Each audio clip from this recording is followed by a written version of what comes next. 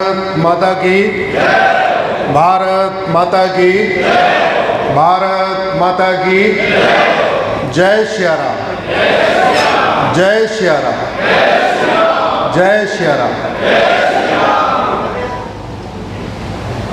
अगले 1 घंटे के लिए या तो फ़ोन को एरोप्लेन मोड में डाल लें, स्विच ऑफ कर लें, अगर नहीं कर सकते तो कम से कम साइलेंट कर लें, क्योंकि क्या पता हमारी आपकी अंतिम मुलाकात हो, दोबारा रूबरू होने का मौका न मिले।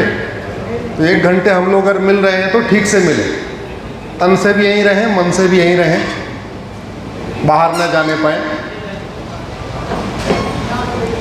सबसे पहले वीरभूमि श्री गंगानगर को प्रणाम करता हूँ। श्री गंगा सिंह जी को नमन करता हूँ, वंदन करता हूँ। राजस्थान के उन सभी वीर सपूतों को प्रणाम करता हूँ जिन्होंने माँ भारती की रक्षा के लिए अपना सर्वस्व बलिदान कर दिया।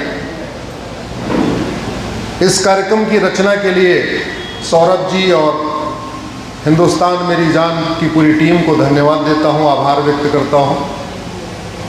आप सब लोग जो हमारे सामने बैठे हैं, जो हमसे बड़े हैं उनको प्रणाम करता हूँ, जो हमसे छोटे हैं उनको स्नेह भेंट करता हूँ।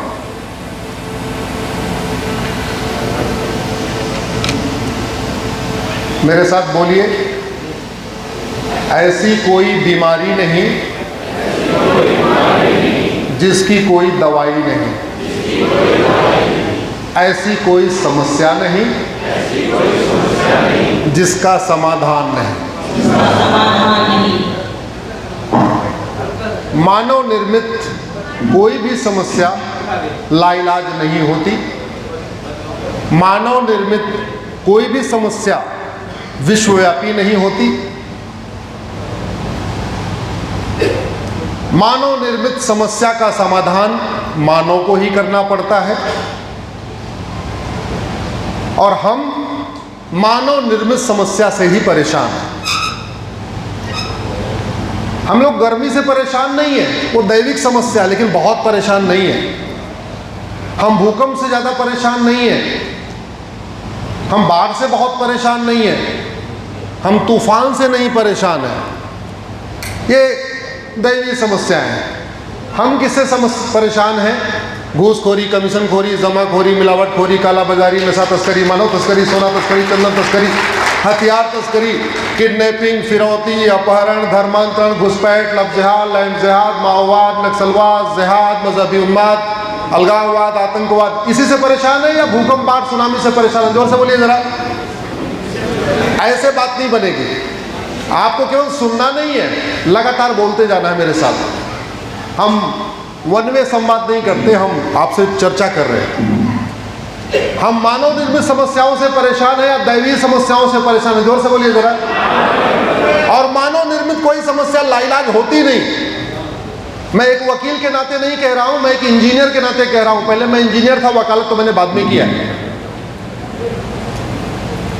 और मानव निर्मित समस्या का समाधान मानव को ही करना है।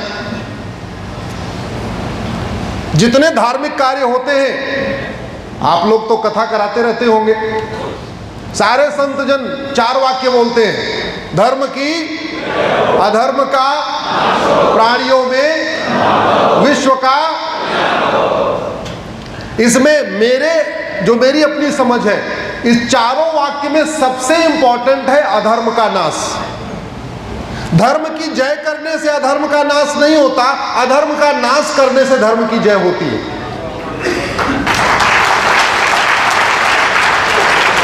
धर्म की जय करने से प्राणियों में सद्भावना नहीं होती, अधर्म का नाश करने से प्राणियों में सद्भावना होती है। अधर्म का नाश करने से देश का कल्याण होता है, अधर्म का नाश करने से विश्व का कल्याण होता है। और भगवान श्री राम धर्म की जय करने नहीं आए थे, कथा सुनाने नहीं आए थे। भगवान श्री राम क्या करने आए थे? जोर से बोलिए जरा। भगवान श्री कृष्ण क्या करने आए थे? भगवान परशुराम क्या करने आए थे? अधर्म का नाश। सब कुछ वेदों में लिखा है, सब कुछ पुराणों में लिखा है, लेकिन हमारी दृष्टि बदल गई है, हम समझने की कोशिश ही नहीं कर रहे। जो समस्या भारत में है वो सिंगापुर में नहीं है। क्यों? क्योंकि भारत में राम मंदिर है और सिंगापुर में राम नीति है। राम नीति है भय बिन होय न प्रीत। जो समस्या भारत में है वो चीन में नहीं है। क्यों? चीन में कृष्ण का मंदिर भले नहीं है, लेकिन चीन में कृष्ण नीति है सठे साठ्यम समाचरित। हमारे पास राम मंदिर है, हनुमान मंदिर है, कृष्ण मंदिर है, महावीर मंदिर है, जैन मंदिर है, बौद्ध मंदिर है, सिखों का गुरुद्वारा है, सब कुछ है जहां से धर्म की जय होती है। अधर्म का नाश करने वाला हमारे पास सिस्टम नहीं है। और इसीलिए हम जिन समस्याओं से परेशान हैं, दुनिया के कई देश उससे ऊपर उठ चुके हैं। सिंगापुर में सतयुग है, भारत में कलयुग है। सवाल यह है, रामकृष्ण महावीर के देश में कलयुग क्यों है? भगवान बुद्ध के देश में कलयुग क्यों है? हमारे 10 गुरुओं के देश में कलयुग क्यों है? सिंगापुर में क्यों सतयुग है? कभी सोचा ही नहीं। अरे जापान में सतयुग है, सिंगापुर में सतयुग है, बाकी तो छोड़ो, आजकल तो दुबई में भी सतयुग है कि नहीं है? कभी सोचा ही नहीं। मुझे एक बात खुद सोच समझ के बताना, भारत की कौन सी समस्या पूरी दुनिया में है? भारत की कौन सी समस्या का इलाज नहीं हो सकता? भारत की कौन सी समस्या लाइलाज है? कोई नहीं। सोचना, आराम से सोचना। तो फिर गड़बड़ क्या हो रही है? गड़बड़ ये हो रही है, पहले 4 वर्ण थे और चारों का काम का बंटवारा था। ब्राह्मण का काम था धर्म की जय करना, और क्षत्रिय और राजा और शासक का काम था अधर्म का। आज राजवाड़ा नहीं रह गया, अब सरकार बन गई। तो आज की डेट में समाज का कार्य है धर्म की जय करना, और शासन का काम है अधर्म का नाश करना। गाय की सेवा करना धर्म की जय है, गौशाला चलाना धर्म की, लेकिन गाय की सेवा करने से, गौशाला चलाने से गाय बचेगी क्या? नहीं। गाय तब बचेगी जब गौ तस्कर जेल में होगा, और गौ तस्कर को जेल में डालना किसका काम है? जोर से बोलिए जरा। शासन। आप गौशाला चलाइए, गाय को खिलाइए पिलाइए, 6 साल उसको गाय को तैयार करिए रोटी खिला खिला के, एक दिन आएगा गौ तस्कर आपकी गाय लेके जाएगा, काट के खा जाएगा। लो कर लो बात।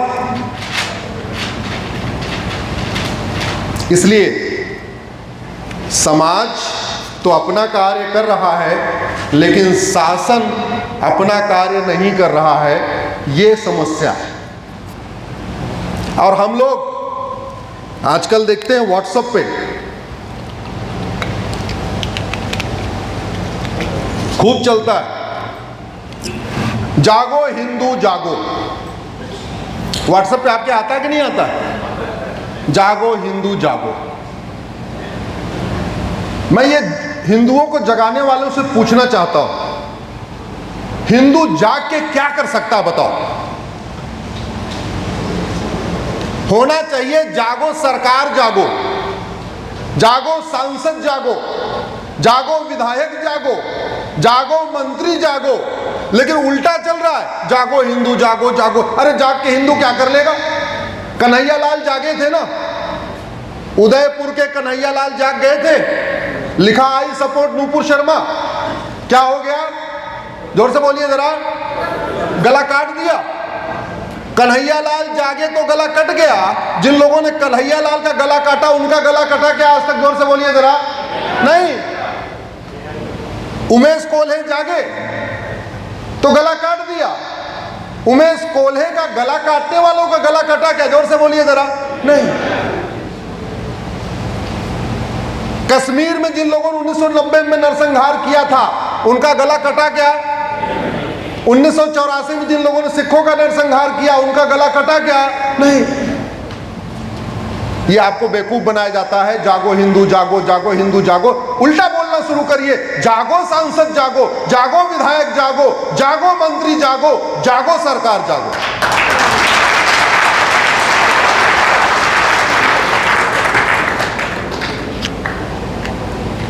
ये मेरे हाथ में माचिस है। इस अच्छे खासे भवन को, जो स्वर्ण रंजित दिख रहा है हमको, गोल्डन कलर का दिख रहा है, इसको जलाने के लिए एक पूरी माचिस चाहिए या एक तीली चाहिए? जोर से बोलिए जरा। एक तीली। इस एक तीली से, आप ही की माचिस है, मैंने अभी दीपक प्रज्वलन के बाद ही उठाया, मैं लेके नहीं आया था।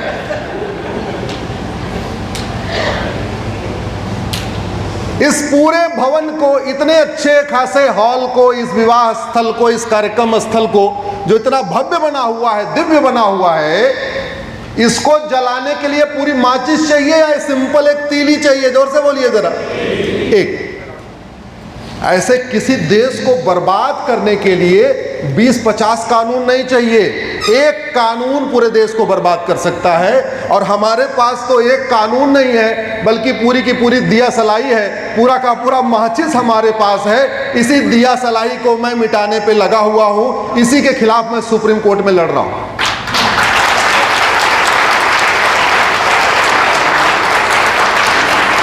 एक बात हमने कभी सोचा ही नहीं, जिसकी नीयत खराब है वो अच्छा काम करेगा, बुरा काम करेगा? जोर से बोलिए जरा। बुरा काम। अंग्रेज यहां पे देश को आबाद करने आए थे या देश को बर्बाद करने आए थे? तो अंग्रेज, इसका मतलब अपने शासन में जितने भी नियम कानून बनाए वो देश को बर्बाद करने के लिए बनाया होगा, आबाद करने के लिए? तो हमारी सरकार जैसे बनी, जैसे ही देश आजाद हुआ, हमारी सरकारों का क्या काम था? सारे अंग्रेजी कानून खत्म कर देते। मुगल यहाँ देश को आबाद करने आए थे, कब्जा करने आए थे, बर्बाद करने आए थे, लूटने बांटने आए थे, या भारत को दोबारा सोने की चिड़िया बनाने आए थे? जोर से बोलिए जरा। तो जैसे ही देश आजाद हुआ, हमारे वाले सरकारों को क्या करना था? सारे मुगलिया नियम कानून खत्म कर देते। देश का विभाजन किस आधार पे हुआ था? जोर से बोलिए जरा। मजहब के आधार पे। 75 साल पहले विभाजन हुआ था। जिस पाक नापाक की सोच ने देश का विभाजन कराया था, और ये पाक नापाक की सोच जिस स्कूल से जनरेट होती है, उन स्कूलों की संख्या बढ़ रही है कि घट रही है? जोर से बताइए। बढ़ रही है। तो अगर उन स्कूलों की संख्या बढ़ रही है तो पाक नापाक की सोच बढ़ रही कि घट रही है? बढ़ रही है। तो अगर स्कूल बढ़ रहे हैं, सोच बढ़ रही, तो खतरा बढ़ रहा है कि घट रहा है? ये मजहब के आधार पे जब देश का विभाजन हो गया, तो फिर मजहब के आधार पे नियम कानून चलना चाहिए क्या? जोर से बोलिए। जब सारे भारतीय हैं तो फिर मजहब के आधार पे भेदभाव क्यों? माइनॉरिटी मेजॉरिटी क्यों? जब सारे भारतीय एक समान हैं, मजहब के आधार पे देश का विभाजन हो गया, तो फिर मजहब के आधार पे आयोग और मंत्रालय क्यों? मजहब के आधार पे बोर्ड और ट्रिब्यूनल क्यों? मजहब के आधार पे लोन और वजीफा क्यों? लेकिन चल रहा है कि नहीं चल रहा है? हाँ, चल रहा है। क्यों चल रहा है? 83 करोड़ लोगों को मुफ्त में राशन मिल रहा है, वो 83 करोड़ को मुफ्त में राशन मिल जाए, बाकी सरकार कुछ भी करे, उनको कोई फर्क नहीं पड़ता। आप लोग जीडीपी बढ़ाने पे लगे हुए हैं, आपका कारोबार बढ़ जाए, बस बात खत्म हो गई। आपकी अगर एक पेट्रोल पंप है तो 3 पेट्रोल पंप हो जाए, आपके जीवन का एक ही टारगेट है और कोई टारगेट ही नहीं। आपका एक फार्म हाउस है तो 2 फार्म हाउस हो जाए, अगर वैगनार आ गई है तो सिया किया आ जाए, सिया किया आ गई है तो मर्सिडीज आ जाए।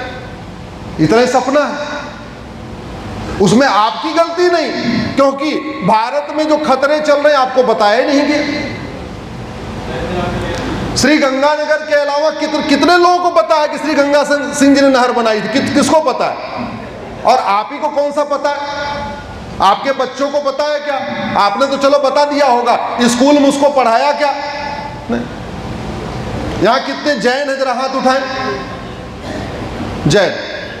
आपके छोटे बच्चों को, तुम जैन हो बेटा, खड़ी हो जाओ। 5 टेनेट्स ऑफ जैनिज्म क्या है बताओ? 5 टेनेट्स ऑफ जैनिज्म। अरे जैनिज्म के 5 मुख्य टेनेट्स क्या हैं? जैन पंथ के 5 मुख्य टेनेट क्या हैं?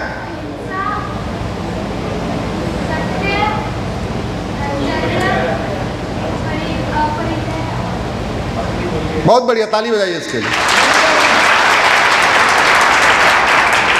बड़ा संस्कारी परिवार है, कम से कम जैन है, 5 टेनेट तो पता है। अच्छा, आपकी सिस्टर है? ओ ठीक है। कड़वी सच्चाई यही है, सिखों के बच्चों को 5 टेनेट्स ऑफ सिखिज्म नहीं पता, बौद्ध के बच्चों को 5 टेनेट्स ऑफ बुद्धिज्म नहीं पता। मैं वेद पुराण उपनिषद की तो बात ही नहीं कर रहा हूं। जैन के बच्चों को 5 टेनेट्स ऑफ जैनिज्म नहीं पता, सनातनियों को, हिंदुओं को 10 टेनेट्स ऑफ सनातन नहीं पता।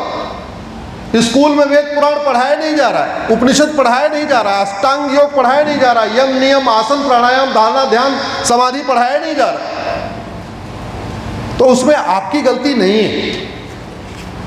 बात यह हो रही थी कि माचिस की एक तिली, आज की डेट में घुसपैठ की खूब चर्चा होती है ना। एक और चर्चा हो रही है SIR। कितने लोगों ने SIR के बारे में सुना? वो SIR की मेरी PIL है।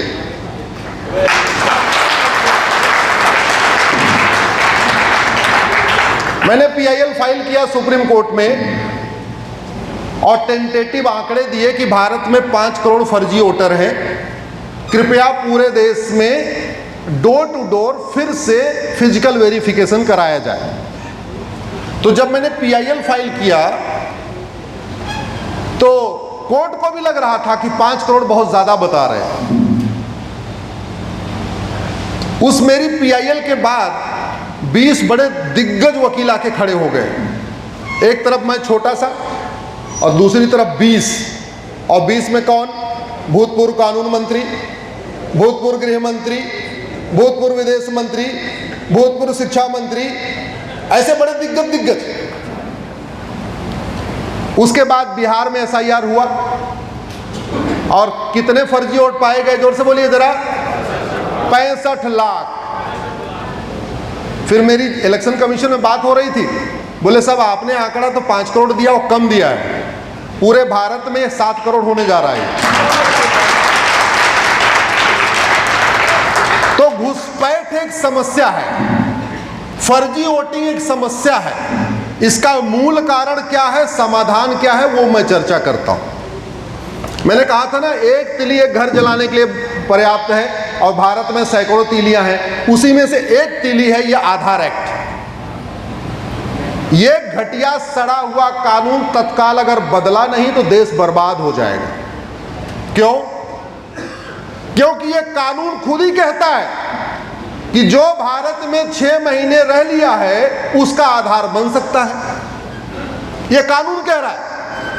वो पाकिस्तानी हो, अफगानिस्तानी हो, रोहिंग्या हो, बांग्लादेशी हो, कुकी हो, कुछ भी हो, 182 दिन अगर रह लिया है, 365 दिन में से 182 दिन अगर रह लिया है, उसका आधार बन सकता है। बॉर्डर पे मैं गया, सिलीगुड़ी गया, जलपाईगुड़ी गया, असम बॉर्डर में गया, बिहार बॉर्डर गया, बंगाल बॉर्डर गया। वहां 2000 रुपए में घुसपैठी आराम से आ जाते हैं। वहां रेट है, गाय को बाहर जाने का रेट 500 रुपए है और इंसान को अंदर लेने का रेट 2000 रुपए। अब इतना भ्रष्टाचार भारत में क्यों है, सिंगापुर में क्यों नहीं है, चीन में क्यों नहीं है? क्योंकि चीन में भ्रष्टाचारियों को फांसी देने का कानून है, यहां तो केवल तारीख पे तारीख होती है। यहां तो 70,000 करोड़ का कॉमनवेल्थ घोटाला, 1,76,000 करोड़ का 2G घोटाला, 1,86,000 करोड़ का कोयला घोटाले वालों को फांसी नहीं हुई, तो बेचारा जो 2000 ले रहा है उसको कैसे फांसी हो जाएगी? तो कानून का खौफ नहीं है, तो बॉर्डर वाला 2000 रुपए में घुसपैठियों को अलाउ कर रहा है। एक परिवार 10 आदमी का आया, उसका 20,000 रुपए बन गया। महीने में अगर उसने 10 परिवार अंदर कर दिए तो उसका 3-4 लाख रुपए काम हो गया। तो घुसपैठ का मूल कारण है भ्रष्टाचार, घुसपैठ का मूल कारण है घूसखोरी। अब आ क्यों रहे उसके पीछे ये कानून है, क्योंकि ये आप लोगों को पता हो चाहे ना पता हो कि बिना किसी डॉक्यूमेंट के आधार बनता है और 6 महीने में रहने वालों को आधार बनता है, लेकिन पाकिस्तानी, अफगानिस्तानी, रोहिंग्या, बांग्लादेशी, कुकी को इस कानून के बारे में पता है कि भारत के पास ऐसा सड़ा हुआ कानून है कि जैसे ही जाओ 6 महीने रहो, किसी पार्षद और प्रधान से लेटर हेड पे लिखवा लो और तुम्हारा आधार बन जाएगा। वो एजेंट उनको बता रहे। अंदर आया, आपके श्री गंगानगर में जमीनें खाली पड़ी हैं, कहीं चला गया, वहीं रह लिया। लेबर का काम करने लग गया, कुछ काम करने लग गया, वहीं रहने लग गया। उसके बाद पार्षद प्रधान के आपको मिला लिया। पार्षद प्रधान से बोला देखो भाई साहब 6 महीने से ही रह रहा हूँ, मैं रहने वाला बंगाल का हूँ। नहीं बताएगा बांग्लादेश, कहेगा मैं बंगाल का रहने वाला हूँ, एक काम करो मेरा आधार बनवा दो। एक काम करो पार्षद जी, मैं तुम्हारे घर का काम करता रहूंगा, झाड़ू पोछा करता रहूंगा, इतना काम कर दो, एक लेटर हेड पे लिख के दे दो, हम 6 महीने से यहाँ रह रहे हैं। एक काम करो प्रधान जी, तुम्हारी खेती बाड़ी हम करते रहेंगे, तुम्हारी खेती में मदद करते रहेंगे, तुम्हारे फार्म हाउस में हम काम करवाते रहेंगे, बस हमें एक लेटर पे लिख के दे दो कि मैं 6 महीने से यहाँ रह रहा हूँ। पार्षद प्रधान को भी नहीं पता कि बड़ी साजिश क्या चल रही है, और पता भी होगा तो उनको कुछ काम मिल रहा है फ्री में, तो लेटर पे लिख के दे दिया भैया ठीक है 6 महीने से रह रहा है। तो कॉमन सा। और आधार कहाँ बनता है? पहले तो आधार तहसील में बन रहा था, पहले आधार पोस्ट ऑफिस में बन रहा था। आजकल हमने आधार को रोजगार का जरिया बना दिया, उसके लिए हमने कॉमन सर्विस सेंटर पूरे देश में खुलवा दिए, प्राइवेट लोगों को दे दिया। अब आधार बनाने का रेट 1000 रुपये, अगर कोई भारतीय बनवाएगा आधार वो कितना देगा? 100 रुपये देगा, क्योंकि 100 रुपये रेट है। पैन कार्ड का भी रेट 100 रुपये है, आधार का भी रेट 100 रुपये है। लेकिन जब बांग्लादेशी बनवाएगा तो 2000 देगा। तो कॉमन सर्विस सेंटर जो दुकान खोल के बैठा हुआ है, किसका आधार बनाना उसके लिए बढ़िया, जोर से बोलिए जरा। कोई रोहिंग्या, बांग्लादेशी, पाकिस्तानी, अफगानिस्तान आ जाए, उसका बढ़िया काम चलेगा। तो बॉर्डर पे जो बैठा है उसका बढ़िया काम चल रहा है, क्योंकि जितने घुसपैठिए आएंगे उसको पैसा मिल रहा है। कॉमन सर्विस सेंटर वाले को बढ़िया फायदा कि जितने बांग्लादेशी आएंगे, रोहिंग्या आएंगे, उसकी दुकान और बढ़िया चलेगी। पार्षद प्रधान को बढ़िया फायदा कि उसको एक आदमी ऐसे मिल गया, बिना पैसा नहीं लेता, फिर भी उसका काम करता जा रहा है। अब जैसे ही आधार बन गया, आधार दिखा के वो तहसील के दलाल को 2000 देता है, राशन कार्ड बनवा लेता है। जैसे ही 2 डॉक्यूमेंट हो जाता है, नगर निगम के दलाल को 2000 देता है, बर्थ सर्टिफिकेट बनवा लेता है। जब 3 डॉक्यूमेंट हो गया, आरटीओ ऑफिस के दलाल को 3000 रुपये देता है, ड्राइविंग लाइसेंस बनवा लेता है। जब 4 डॉक्यूमेंट हो गया, फिर पार्षद जी के पास आया, प्रधान जी के पास आया, क्योंकि कोई न कोई इलेक्शन तो आने वाला है, या तो पार्षद का चुनाव होगा, नहीं प्रधान का चुनाव होगा, नहीं तो विधानसभा का चुनाव होगा, नहीं तो लोकसभा का चुनाव होगा। हमारे देश में हर साल एक चुनाव आता रहता है। उसी पार्षद प्रधान को बोला देखो साहब, ये आपकी इतनी सेवा कर रहा हूं और ये 5 डॉक्यूमेंट हमारे पास बन चुके हैं, अब एक काम करो, मेरा वोटर आईडी में नाम जुड़वा दो। पार्षद प्रधान करेंगे कि नहीं करेंगे? जोर से बोलिए जरा। या तो माल पानी मिल गया, या फ्री में काम वाला मिला हुआ है तो वो उसको करवा दिए। और जैसे वोटर आईडी में नाम जुड़ गया, उसके बाद वो जनधन खाता खुलवा लेगा। जनधन खाता खुलवाएगा, किसान सम्मान निधि लेगा। जनधन खाता खुलवाया, गरीब पार्षद प्रधान ने बोला तू मेरा काम और बढ़िया मेहनत से कर, तेरे को मैं 3.5 लाख रुपए वाला मकान भी दिलवाऊंगा, प्रधानमंत्री आवास वाला। वो भी हो गया। बोले काम कर, तेरा राशन कार्ड मैंने बनवा दिया है, तू मेरा बस फ्री में काम करता रह, मैं तुझे राशन भी दिलवाऊंगा। और उसके घर में 20-20 आदमी, आपके घर में तो 5 किलो अनाज नहीं आ रहा है, वो पाकिस्तानी, अफगानिस्तानी, रोहिंग्या, बांग्लादेशी पूरा बड़ा वाला कट्टा लेके जा रहे हैं, 100-100 किलो गेहूं लेके जा रहे हैं, मुफ्त में लोन ले रहे हैं, मुफ्त में वजीफा ले रहे हैं, बच्चों का सरकारी स्कूल में एडमिशन हो गया, उसका वजीफा आ रहा है। गरीबी वाला फायदा अलग ले रहे हैं, माइनॉरिटी वाला फायदा अलग ले रहे हैं। इससे बढ़िया पैकेज पूरी दुनिया में नहीं है। और इस पूरी की शुरुआत कहां से हुई? इस एक कारण से। फर्जी आधार बनाना अपराध नहीं, फर्जी आधार बनवाना अपराध नहीं, फर्जी राशन कार्ड बनवाना गंभीर अपराध नहीं, फर्जी ड्राइविंग लाइसेंस बनाना गंभीर अपराध नहीं, फर्जी बर्थ सर्टिफिकेट बनाना गंभीर अपराध नहीं, फर्जी वोटर आईडी बनाना गंभीर अपराध नहीं, कुछ भी गंभीर अपराध नहीं। भारत सुरक्षित हो रहा है या असुरक्षित हो रहा है? जोर से बताइए जरा। असुरक्षित हो रहा है। आपको हवा नहीं है कि 25 साल के बाद कैसा भारत बनेगा। आपकी आंखों की ना नींद गायब हो जाएगी अगर ये घटिया कानून नहीं बदले गए। अगर भारत की जनता दल गुलामी छोड़ के आवाज नहीं उठाएगी तो 25 साल के बाद 2047 में वही होगा जो 1947 में हुआ था। मैं धमकी नहीं दे रहा हूं, मैं डरा नहीं रहा हूं, लेकिन ये इतिहास बता रहा है। 2000 साल में भारत के 25 टुकड़े हुए। ये किताबों में पढ़ाया नहीं गया, इसलिए आपको पता ही नहीं है। पिछले 2000 साल में भारत के 25 टुकड़े हुए। भारत से निकल के 25 देश बने हैं। और पिछले 200 साल में 7 टुकड़े हुए हैं। अफगानिस्तान भारत का हिस्सा था, पाकिस्तान भारत का हिस्सा था, नेपाल भारत का हिस्सा था, म्यांमार भारत का हिस्सा था, मालदीव भारत का हिस्सा था, ये सब भारत के हिस्से थे। पिछले 200 साल में 7 टुकड़े हुए और अभी भी हम शुतुरमुर्ग वाली नींद में पड़े हुए। लेकिन आप कर भी नहीं सकते हो। आप इतना कर सकते हो, सवाल पूछना शुरू कर सकते हो कि साहब ये बताओ, ये घुसपैठिए भारत में क्यों आते हैं, ये चीन में क्यों नहीं आते? कभी आप में से कुछ लोग विदेश यात्रा करते होंगे, कभी आपने सुना दुबई में कोई घुसपैठिया गया? जोर से बोलिए जरा। चीन में है कोई घुसपैठिया? सिंगापुर में है कोई घुसपैठिया? नहीं। जापान में है कोई घुसपैठिया? भारत में क्यों है? क्योंकि भारत में राम नीति लागू नहीं है, भय बिन होय न प्रीत, कृष्ण नीति नहीं लागू है, सठे साठम समाचरे। जिन देशों ने राम नीति कृष्ण नीति लागू किया वो देश सुरक्षित हैं, और जिन देशों ने भारत ने लागू नहीं किया इसलिए भारत असुरक्षित है। घुसपैठियों के लिए इससे बढ़िया स्थान कहां मिलेगा? मात्र 15,000 रुपए खर्च करना है, 5 डॉक्यूमेंट बनवाना है, उसके बाद साल में 5 लाख रुपए का फायदा उठा लेना है। और ये जो मुफ्त में मकान जा रहा है, मुफ्त में राशन जा रहा है, मुफ्त में वजीफा मिल रहा है, मुफ्त में लोन मिल रहा है, मुद्रा लोन मिल रहा है, किसके पैसे से मिल रहा है? जरा जोर से आवाज बोलिए। अरे लाला जी, किसके पैसे से? आवाज नहीं, शर्मा रहे। किसके पैसे से? हाँ बोलिए, हमारे पैसे से, आपके पैसे से। आपके पैसे से मुफ्त में बंदर बाट हो रखी है।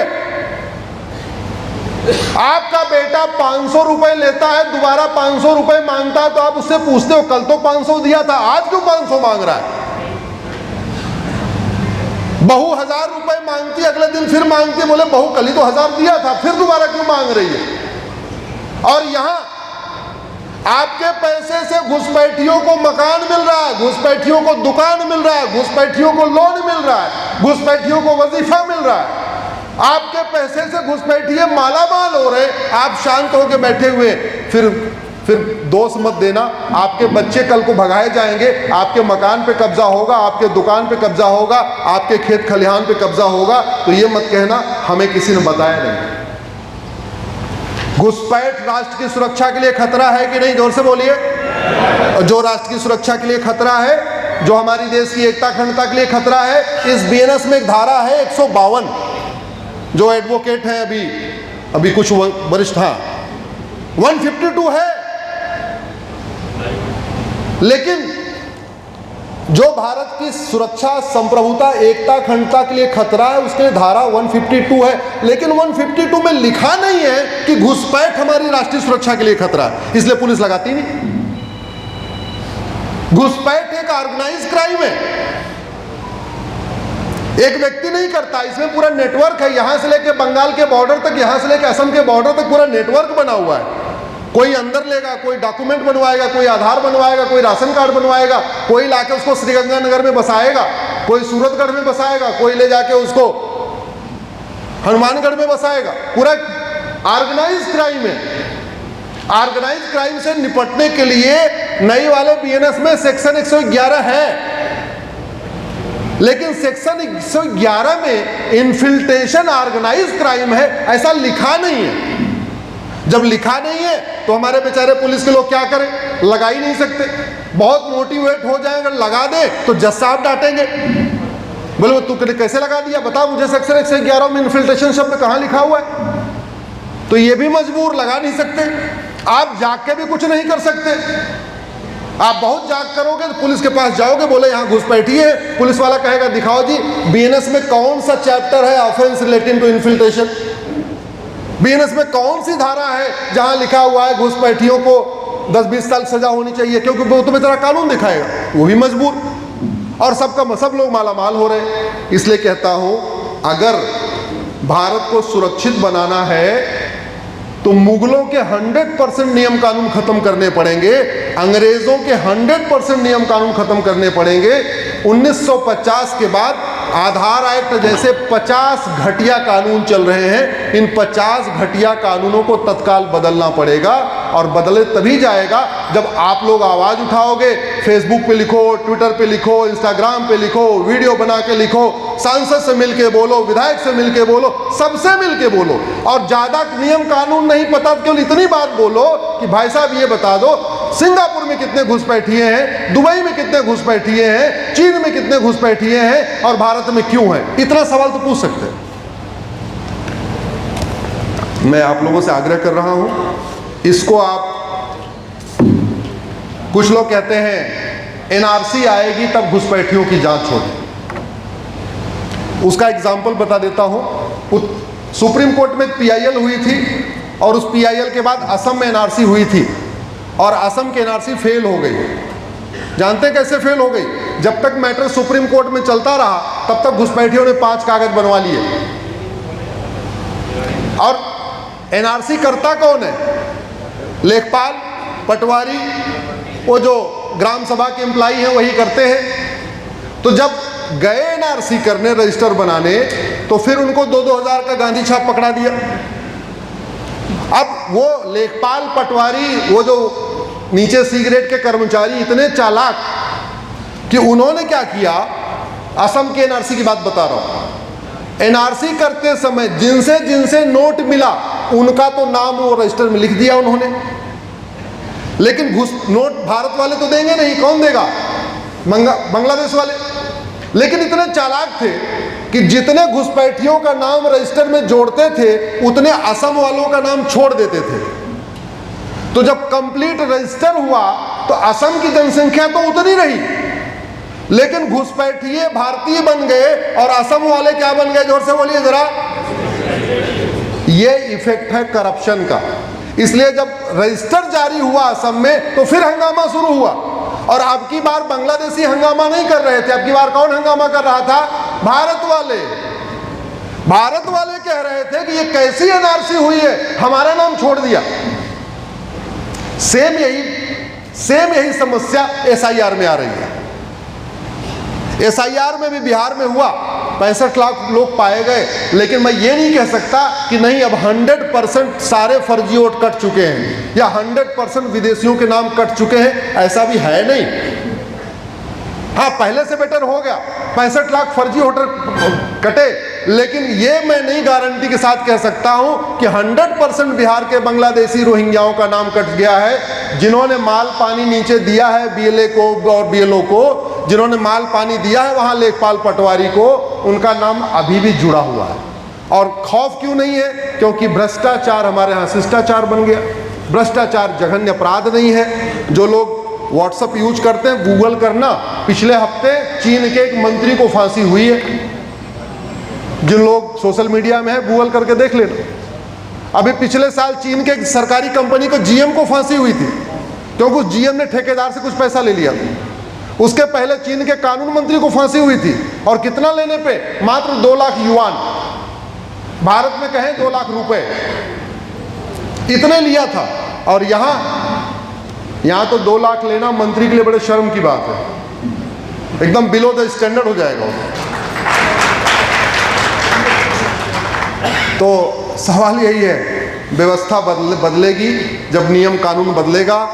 यहाँ डॉक्टर बैठे हैं बहुत सारे, मैं सुबह से डॉक्टर के साथ ही घूम रहा हूँ। कहाँ गए गुप्ता जी? सामने ही है। हाँ, डॉक्टर बदलने से बीमारी ठीक नहीं होती, बीमारी ठीक होती है दवाई बदलने से। डॉक्टर अच्छा बुरा नहीं होता, अच्छा बुरा क्या होता है? दवाई। शरीर के अंदर डॉक्टर नहीं जाता, शरीर के अंदर क्या जाती है? दवाई। अच्छा डॉक्टर वो है जो अच्छी दवाई दे। अगर वो डॉक्टर अच्छी दवाई नहीं दे रहा है तो किस बात का अच्छा डॉक्टर? अगर बीमारी ठीक नहीं हो रही है तो इसका मतलब दवाई ठीक नहीं मिल रही है। और भारत में दवाई गड़बड़ चल रही है। अब समय आ गया है, अब डॉक्टर बदलने की जरूरत नहीं है, अब क्या बदलने की जरूरत है? दवाई। तो आप लोग दवा बदलने की मांग करिए, घटिया नियम कानूनों को बदलने की मांग करिए। ये रहा मेरा पहला टॉपिक। भारत माता की, भारत माता की।